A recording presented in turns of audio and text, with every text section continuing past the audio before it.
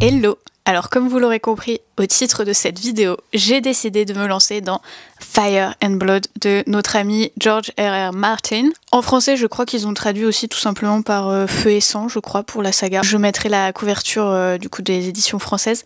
Mais du coup, voilà, je me lance dans ce petit bébé en anglais. En réalité, j'ai déjà commencé, j'ai lu une 50aine de pages et j'ai décidé de me lancer dans celui-ci et non pas dans la saga Game of Thrones puisque ça fait depuis, je crois, 2014 que du coup les fans de la saga attendent la sortie du tome 6. Du coup, je me suis dit que j'allais me lancer dans Fire and Blood puisque je pensais que c'était un tome unique. Pas du tout, ça a été pensé comme une duologie, le tome 2 ne sortira probablement jamais puisque dans l'idée il était prévu après, je crois, du coup le tome 6 et 7 de Game of Thrones, donc voilà, comment dire, ça n'arrivera jamais, donc on aura visiblement pas toute l'histoire des Targaryens. Mais en attendant, je suis quand même ravie de me lancer dans ce roman, puisque j'aime beaucoup la série House of the Dragon, même si j'ai moins aimé la saison 2, que j'ai trouvé un peu lente, et on sent qu'elle est là pour préparer la saison 3. Mais voilà, j'ai hâte d'avancer. Là, j'ai lu une 50aine de pages, ça fait vraiment juste livre d'histoire où on nous raconte la conquête d'Aegon, du coup, des 7 couronnes de Westeros. Mais voilà, je trouve que la narration est quand même prenante, et on apprend plein de choses. Et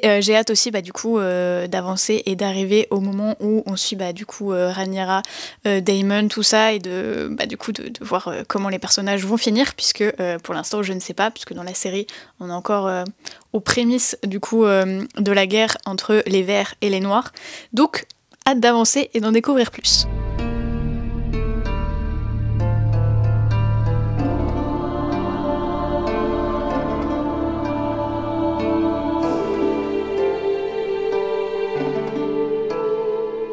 J'ai bien avancé, donc je voulais vous faire un update. Je suis page 240 sur environ 750 et je peux vous dire que j'aime vraiment beaucoup. Alors oui, c'est carrément un livre d'histoire, il faut être préparé en rentrant dans le livre, mais je trouve que c'est tellement bien fait. On a vraiment l'impression de suivre du coup la vie de personnages qui ont existé et je trouve que la narration est tellement bien maîtrisée parce que vraiment on y croit et je suis époustouflée aussi par le fait que il est réussi, George R.R. Martin, a créé un univers mais tellement bien construit et enfin je veux dire ça foisonne de personnages et pour autant tout est tellement bien réfléchi et toutes les intrigues, tous les personnages, enfin tout se lit tellement bien que enfin je trouve ça vraiment époustouflant. Je suis surprise de voir que la série n'a pas commencé directement avec le début du livre parce que vraiment la conquête d'Aegon, il se passe tellement de choses, c'est hyper sanglant et tout, donc ça aurait pu faire un très bon début de série. Et aussi vraiment toute la partie avec la guerre contre Dorne,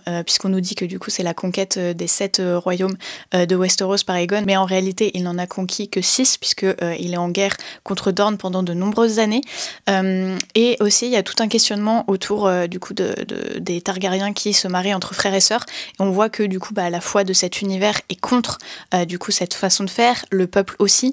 Et du coup au fil du livre on découvre comment les Targaryens ont réussi à faire accepter ça et comment en fait ils ont utilisé le fait qu'ils aient des yeux violets, le fait qu'ils chevauchent des dragons pour faire rentrer dans les mœurs qu'ils n'étaient pas comme le commun des mortels, donc ils n'étaient pas assujettis par les mêmes règles. Donc je trouve ça aussi intéressant. Et je trouve aussi que dès le début, on voit que forcément cette dynastie, elle va s'effondrer puisqu'il y a tellement de guerres d'ego entre les divers membres du coup de cette dynastie. Et vraiment, on ne s'ennuie pas une seule seconde, il se passe toujours beaucoup de choses, donc j'ai très hâte de continuer. Je me rends compte que j'ai oublié de parler de quelque chose. Là où j'en suis, il y a eu mention du coup de 3 œufs de dragon qui ont été volés. Mais du coup, quand il y a eu ce passage, je me suis demandé si c'était pas du coup les œufs de dragon que Daenerys va avoir dans Song of Ice and Fire, je crois que c'est ça le nom de la saga. Du coup, mystère, je ne sais pas si du coup l'auteur a répondu à cette question. Donc je pense que quand j'aurai terminé le livre, j'irai voir un peu les suppositions des fans ou alors la réponse de l'auteur. Mais voilà ma petite supposition, je pense que c'est les œufs du coup que Daenerys va avoir.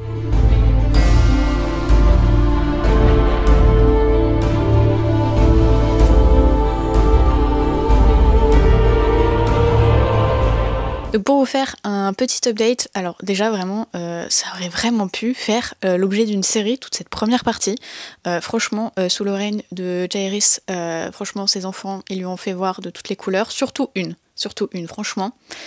J'étais choquée. Évidemment, quand il était enfant, donc Jaehaerys s'est marié à sa sœur, donc Alysanne, et donc sous ce règne, elle est vue comme une reine vraiment bonne avec son peuple, elle est adorée par son peuple. Et à un moment donné dans l'histoire, on nous parle du fait que les seigneurs ont le droit à la première nuit des vierges qui viennent de se marier. Et en fait, la reine va un jour, alors qu'elle est en train de visiter les Stark, discuter en fait avec des prostituées qui vont lui raconter les horreurs qu'elles ont vécues à cause de ça.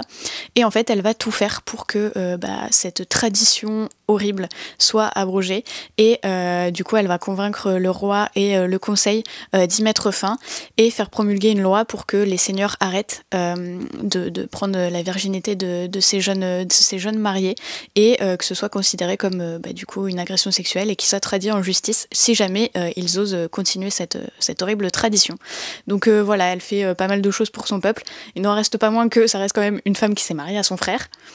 Mais bon, c'est l'univers, soit. Mais comme je le disais dans mes précédents updates, j'aime vraiment beaucoup. Ça fait, oui, livre d'histoire qui a été écrit par un maître, mais la manière dont c'est narré, on est vraiment happé. Il y a aussi des passages où on nous relate des propos, qui ont été tenus. Donc ça donne aussi un peu de dynamisme à l'histoire. Donc voilà, j'ai hâte de continuer, d'autant plus que maintenant j'arrive dans la partie de la série. Donc hâte de voir ce qui a été modifié, ce qui est assez similaire, voir où est-ce qu'ils ont brodé, où est-ce qu'ils sont restés assez fidèles. Donc hâte d'avancer.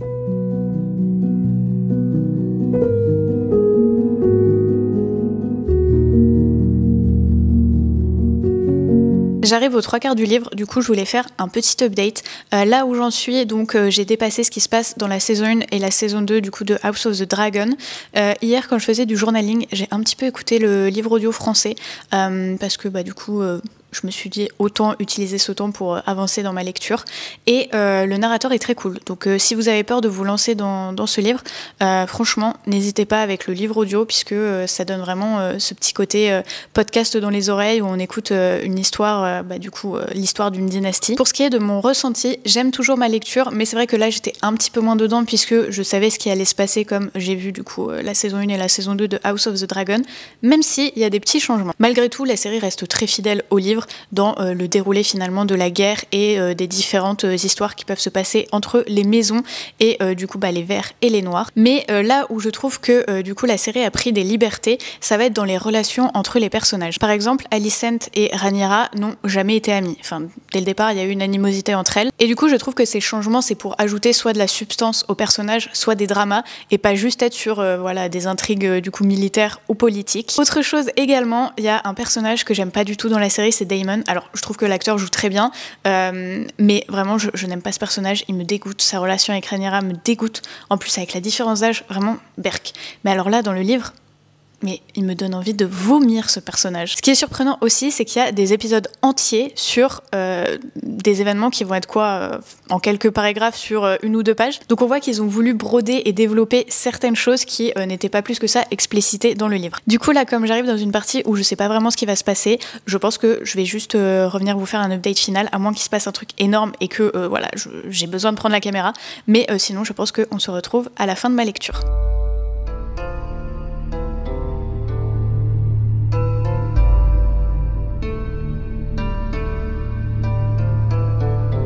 J'ai terminé Fire and Blood aka Feu et Sang en français et je peux vous dire que j'ai beaucoup aimé. Alors déjà pour ma note, je mets un 4 sur 5. Pourquoi pas plus ?